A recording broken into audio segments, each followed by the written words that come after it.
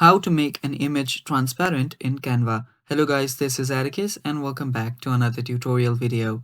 In today's video, I'll teach you guys how you can make an image transparent in your Canva. Now, before we begin, if you guys are new to our channel, head down below and hit the subscribe button so you do not miss out on our future videos. Also, press the bell icon so you get notified when we release our new videos. Now, let us begin. So the first thing you will need to do is import an image. Now you can use any image that you want. And after you import the image, what you'll need to do is select the image and you will see the edit option right around here. Now you can either tap on edit and then find the transparency option here, or sometimes it's just available right around here.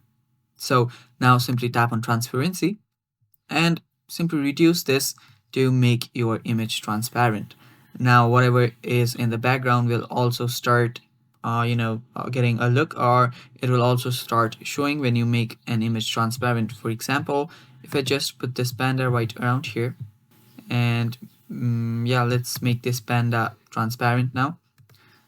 And after I make this transparent, the shell guy in the background is also getting displayed. So yeah, that is how transparency works, and that is how you can make an image transparent.